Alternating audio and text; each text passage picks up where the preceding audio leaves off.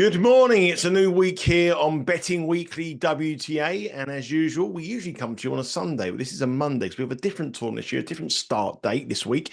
It's over in Canada. It's in Toronto. It's the National Bank Open. And this time it's in Toronto this week. Alternate years, sometimes in Montreal, sometimes in Toronto. Toronto this week, and it starts on Tuesday. I'm Nigel Seeley, your host, and joining me from Paris for the Olympics is Rory Jiwani, our WTA handicapper. An extra day off yesterday. We know no prices out. And a day's start, only a 6-day tournament, cramming it in all in after the Olympics. Yeah, of course, this is kind of where we get ready. We build up towards the US Open.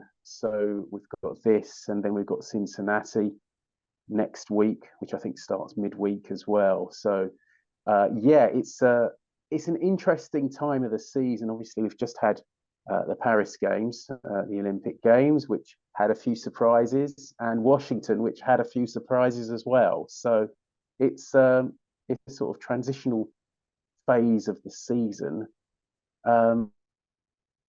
I mean, well, let's look back at Paris. I mean, Iga Swiatek got beaten in the semi-finals by Qinwen Zheng, and that was a big shock, obviously. But the Chinese player was superb. I mean, she was fearless in her approach. Swiatek didn't have the answers. She went on to win gold. In the doubles, Jasmine Paolini and Sara Errani won gold for Italy, beating Mira Andreeva and Diana Schneider in the which was a bit of surprise that they got that far. Not a great tournament with Coco Gauff. Not a great event. She was in three events, and I don't think she got past the quarterfinals in any of them. So, you know, she was the flag bearer for the United States, and perhaps the pressure was a bit much. I did mention, you know, when we looked ahead to the tennis at Roland Garros, the weather proved disruptive. We had a couple of days. Obviously, they had two courts with roofs on, but you know, there was a lot of tennis to play in a short space of time. So that, you know, threw up plenty of surprises. And then in Washington, Aryna Sabalenka only making the semi-finals, going out to Marie Balshkova, which was another big surprise. She's still without a title since January, since Retail Open. And I picked the wrong one. The two players who caught my eye in the draw were Paula Badosa and Daria Kasatkina. I went for the latter because I thought she had the easier path to the semi-finals. Of course, she fell at the first hurdle to Caroline Dolehide, and Badosa went on to claim her first title for 2 years. So, yeah, I've just picked the wrong one there. And Badosa's clearly back to something like her best. And if she can stay fit, she's a threat for the rest of the year. Yeah, a bit of a changing week. You know, we mentioned Coco Gauff. I think we should start with Coco Gauff. We mentioned last week the pressure on her at the Olympics. I also said, you know, the implications of her going into the American hardcourt campaign, you know, how she's going to fare on that. Of course, I thought that was going to be much more important to her to have a good run, to go into the Flushing Meadow and defend the US Open title. But it's all gone wrong for her, really. And it's an important week for her. There are not many people who played the Olympics have travelled to Toronto, but she's one of the people. Iga Światek is a bigger mission this week in Toronto, but Coco Gauff goes and she heads as #1 seed. I mean, do you think that experience at the Olympics is going to be tough on her now to bounce back? I mean, she does seem to be a character who wears all the heart on her sleeve. The pressure of the flag bearer of the Olympics, is that going to be a bit of a problem for Gauff bettors going into the US Open? I think she's a pretty resilient character. I mean, she's had setbacks in her career. I mean, this time last year, I mean, she did win in Washington, but before that, she was on a pretty poor run of form. And then she got things going and went on to win a couple of tournaments, US Open as well. So I don't think there'll be too much damage from Paris. The one thing I would say, and the one thing that does concern me about the players coming from Paris to Toronto, is just preparation. You know, we're back on normal hard courts. We've had a week of clay, then it's back to hard courts. That's not ideal. But also it's, you know, transatlantic flights, different time zones, you know, and for the Americans in particular, Gauff, you know, as we've discussed, not had a great time in Roland Garros. Pegula as well. They've both got lots of points to defend. Pegula's the defending champion. Gauff made the semis last year. I don't think it looks great for them this week. And, you know, first week back on hard courts, having been on clay, for me, there'd be players to avoid. Let's have a look at the draw. Before we go on to the draw, give us the conditions. I mean, last week in Washington, it was extremely hot. I can imagine the temperatures being pretty hot again in August in Toronto. A lot of conditions. What are the trends we're looking for when we're looking for a potential winner of this WTA 1000 event? Yeah, it's a bit tricky because obviously, as you mentioned, you know, they do switch venues every year. So last year was in Montreal, this year's in Toronto. I did look at obviously the men played at Toronto last year, and I looked at the speeds there, and Toronto played almost exactly in the middle as far as, you know, statistics wise, you know, medium pace right in the middle. So it's slightly quicker than the US Open, for instance. Compared to last year, I'd make Toronto a little bit slower than Montreal, but you know, there's not that much in it. You know, in contrast to last year where it rained half of the week. I mean, that's one thing to mention about last year. When Pegula won it, the rain really interrupted proceedings. Ludmila Samsonova reached the final. She had to play twice in a day, including the final. She had to play twice in the day on a Friday as well, because the weather really interrupted things. I think Swiatek was badly affected by the weather as well. Pegula beat her in the semi-finals. Pegula just got lucky with, you know, the timings of her matches, and she played like a match every day, and it just worked out perfectly for her. So that was last year. Samsonova beat Sabalenka in the third round. The year before, which was in Toronto, Simona Halep won her third title, Canadian Open title. She was seeded 15, and she defeated Beatrice Haddad-Maia in the final. Camila Giorgi won the 2021 final in Montreal, beating Karolina Pliskova. In 2019, again in Toronto, that was when Bianca Andreescu won it. She beat Serena Williams, who had to retire injured in the final. Halep won it in 2018. Elina Svitolina was victorious in 2017, and it was Halep in 2016. So, you know, the sort wins it. You know, it tends not to be the really big hitters over the years. I mean, Halep did beat Madison Keys in 2016. Pliskova reached the final recently. Samsonova, big server, she reached the final last year. Pegula, someone who probably prefers slightly quicker conditions, she won it last year. So there's no real preference for any type of player. It seems to be one that suits everyone pretty equally. Weather-wise, it's very pleasant for the week. We're not going to be interrupted by the rain. Mid to high 20s Celsius all week. Hardly any rain forecast. So that's around the 80 degrees Fahrenheit mark. Now, it should be, you know, tournament, but there shouldn't be that much of an advantage to anyone, or particularly. It should play pretty nicely all round. So no real advantage on the conditions. Is there really an advantage on the draw? Let's have a look at the draw. 64 women enter the draw. The top 8 seeds have buys through to the round of 32. And those top 8 seeds in the top half is Coco Gauff, Samsonova, who obviously got to the final last year, Jess Peckett, the defending champion, and Madison Keys. So 3 Americans in the top half of the draw in the top 8 seeds. In the bottom half of the draw, Navarro, another American, she's seeded 8. Ostapenko, the number 4 seed. Kazatkina, the number 5 seed, and Sabalenka, the number 2 seed. So really, I mean, for an 1,000 event, when you look at it, those 8 seeds, there's not really a huge amount of quality. It's quite a weak 1,000 event. You know, there's no Iga Swiatek, which is obviously massive. There's no Rybakina, which is another huge one as well. So 2 of the best 3 players in the world do not compete this week. So it's not really full of quality that you would expect from 1,000. Obviously, they are some of the best players in the world there, but it's not as competitive. It is competitive on the betting market. We'll have a look at the betting market in a minute. But if you're also looking in the top half of the draw, there's some dangerous seeds as well. Schneider obviously got to the final of the Olympics doubles. The young Russian, who's a very talented player, she's in the top half. She'll play Gauff in the last 16 if it goes to seedings. Ons Jabeur struggling with injuries, and I think she starts off with the best match of round one against Naomi Osaka, who's very dangerous in these conditions here in the top half. You have Leylah Fernandez, who's having a bit of a good run at the moment, the Canadian. She's in the top half. Azarenka in the bottom half of the draw. Kostyuk, Jastrzębska, Badosa, as you mentioned. We also have Andreescu, former champion here. Kanaskaya, Hadid-Mayer, a former finalist here. Katie Bolter. And obviously, Aryna Sabalenka, who tops markets every week, but as you touched on at the beginning, hasn't won a tournament since January, which is an incredible stat when you consider how heavy favourite she is in a lot of these tournaments, especially in the faster conditions. On the draw, is there any advantage, top, middle, or bottom? What do you think? What do you like on the draw? Tend to strike it lucky there for a second. Yeah. But top, middle, or bottom. It's not really the halves aren't, the halves look quite even, but some of the quarters look certainly even the others.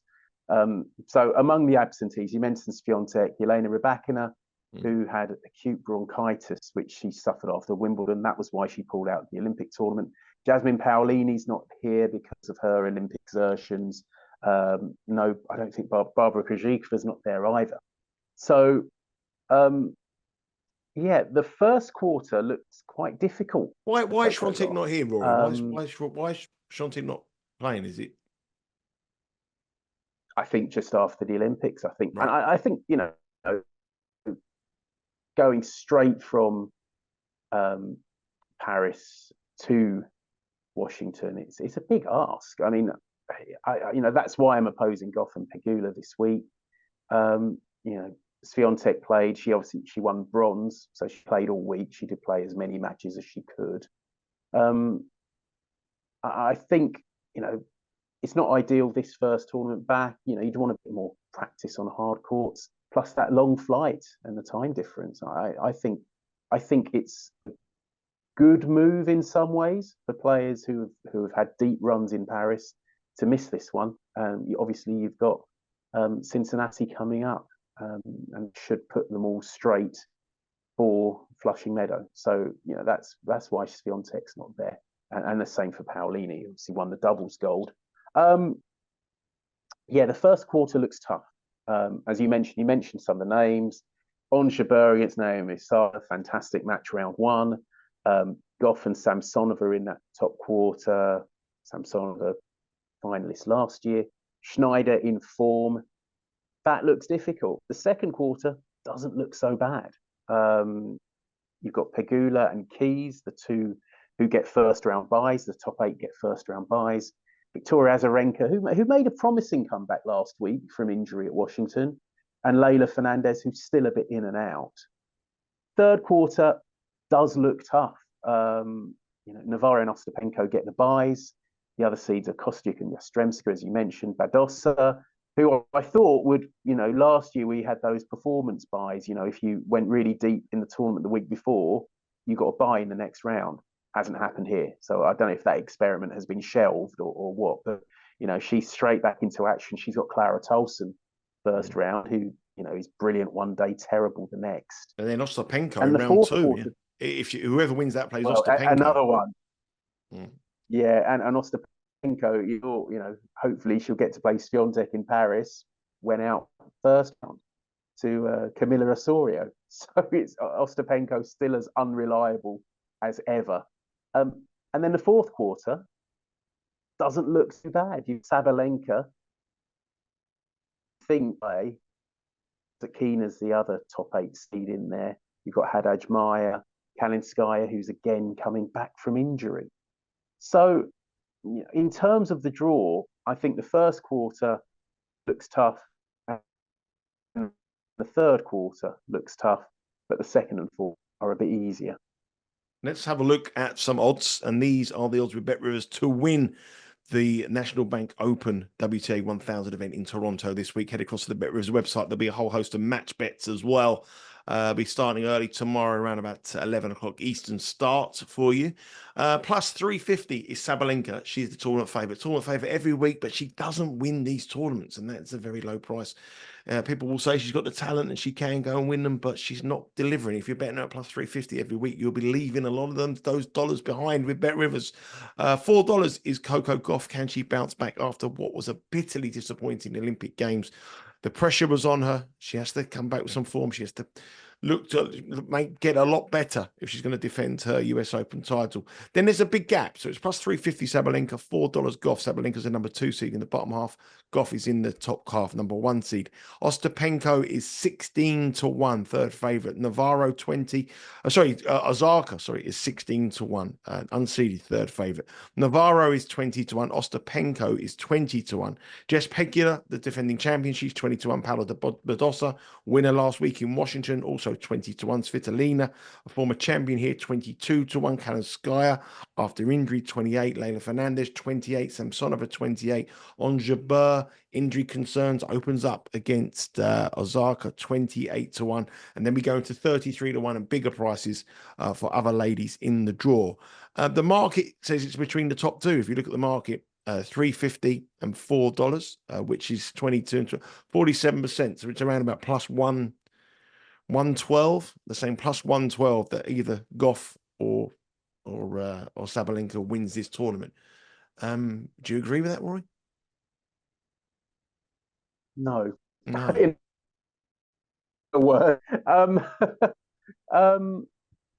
Just partly because, well, Gauff's draw, as I say, looks tough. I mean, her path, she faces a qualifier of Sophia Kenin in her first match in round 2.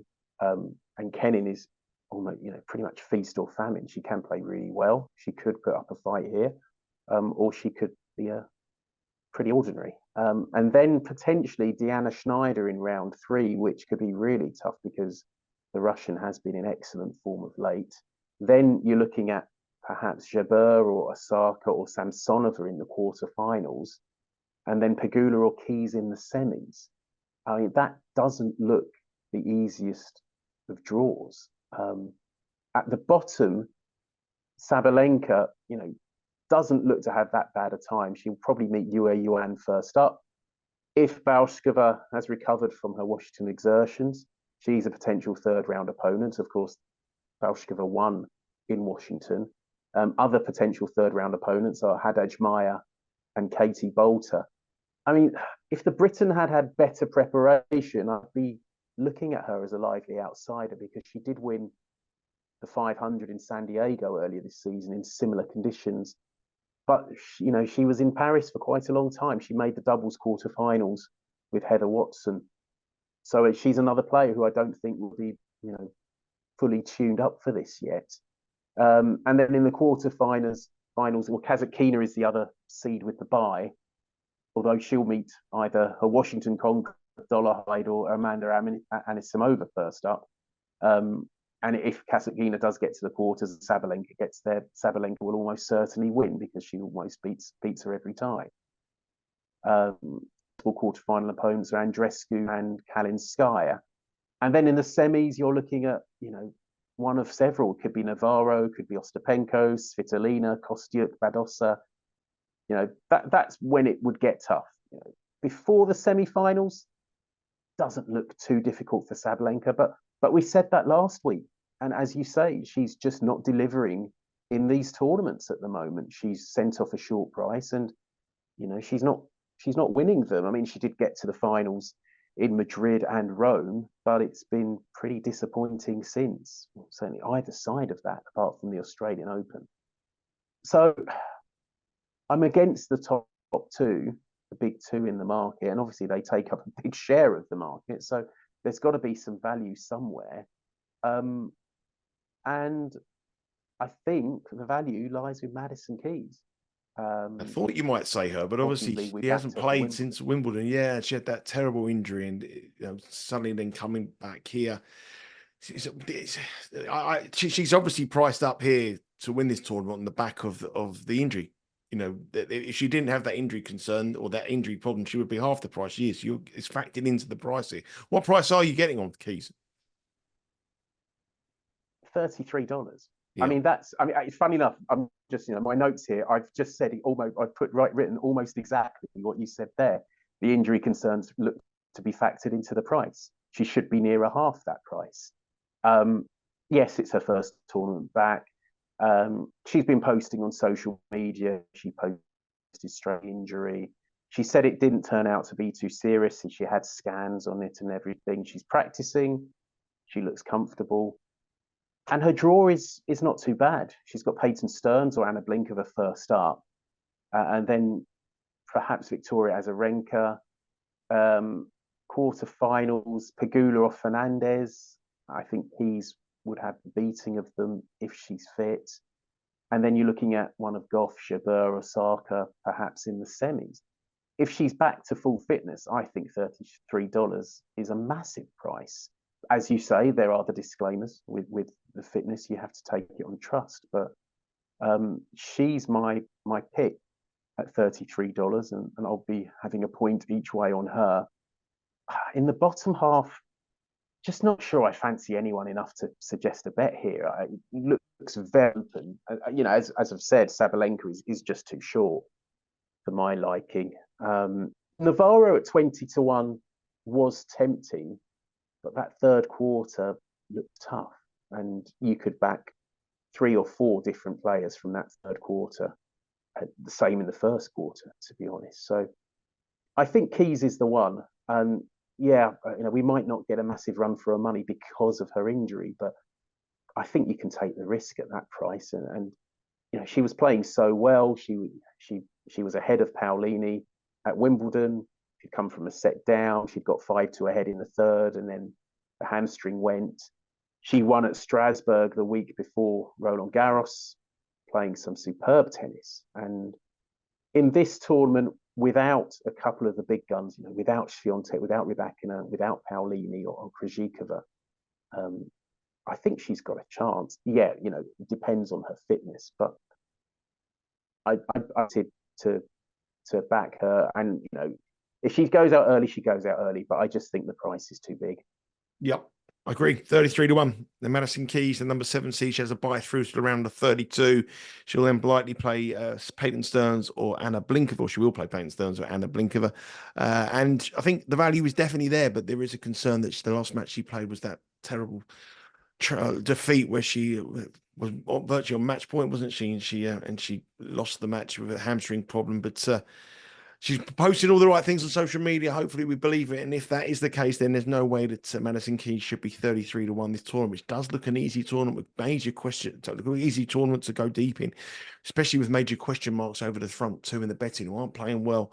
And if you're betting Gauff and you're betting Sabalenka at plus 350 this year, you're not going to be making money. So there is some value here, and it just seems a little bit interesting now the women's season, doesn't it? Because we sort of saying, it's going to be dominated by the front four, and it's going to be the big four, and now it's all open again, and we're looking to oppose the front four as we come to the end of the season. Lots more tennis coming your way here on Betting Weekly Studios. We have the build-up to the US Open, not only on the women's tour, but also on the men's tour as well, Betting Weekly Game Bet Match. Sean and I will be looking at the men's draw at this tournament as well, but this one is in Montreal.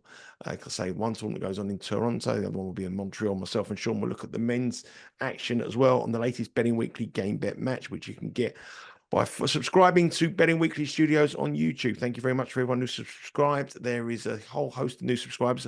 The English soccer season starts next week in the Premier League, so there's a lot of action coming your way, a lot of new shows coming as well with soccer returning across Europe, but it's tennis all the way here on this channel. Download the podcast, Betting Weekly WTA. If you have been with us since the start of the year, we're still up in nice profit, 8.19 units of profit on the WTA show. And our pick this week to try to hopefully extend those profits is a 1 unit each way play on Madison Keys at a very nice 33-1. Rory, what's the week got in store for you? More action at the Olympics? Busy over there in Paris? Yeah, I've finished my boxing, which was really enjoyable, and did a bit of badminton as well. Just commentated on one badminton match. And now I've got weightlifting from Wednesday until the end. So that should be really good fun. Very much looking forward to that. It's great. It's one of those sports where the atmosphere can be really intense. You know, you've got a big hall with people just cheering on their athletes, and yeah, it should be really exciting for the rest of the games. But you know, I've been keeping an eye on the other stuff. The athletics has been already dramatic, especially the 100 meters. Noah Lyles yesterday, that was very enjoyable. I did sort of tip up Lyles in one of my columns. Of course, I tipped him up at a very short price, and his price drifted massively before the off because he didn't win his heater and he didn't win his semi-final. So that's one thing I think I can point to people at. If you like someone for the event, you know, wait until the heats and the semis, because if they haven't, you know, maybe have a bet before and then maybe look at the heats and the semis and don't get put off if they don't, you know, because no one's going all out in the heats or the semis. They just need to get to the final. So, you know, if someone doesn't win their heat like Lyles didn't, don't be put off. You know, these are championships with, you know, rounds. You've got to get through the rounds and you've got to be peak physical condition for the final. So if you see big drifts in the markets, don't be put off, because they're probably just saving themselves for the final. There you go. He did drifting massively. Went out to about 10 to 1, I think, 12 to 1 to win after the semi-finals, and won it by on a photo finish. Amazing scenes. You don't want to peak too early. That's certainly not been happening for Coco Gauff and Aryna Sabalenka. They've not been peaking at all, and they are valued to oppose them this week in Toronto on the WTA. That has been Betting Weekly WTA. Thanks for watching. We'll be back next week with the tournament in Cincinnati, probably on Tuesday, with the draw out a day later. I apologize again for me moving around. I've got this sciatica and it's absolutely killing me. So I'm in a bit of a pain. I'm dosed up to the eyeballs on painkillers as well. So thank you very much for persevering with me over the last 25 minutes. Off to the physio now, hopefully get that ready. And I'll be matching Nathan Niles, whatever his name is. What's his name? Nathan Lyles? I don't know. Tate and Lyle. No, Lyle. I'll be matching him in 100 meters when that physio gets me going on that bet a little bit later on today. That's been it for Betting Weekly Betting Weekly WTA. Have a good day. Take care, and we'll speak to you all again next week.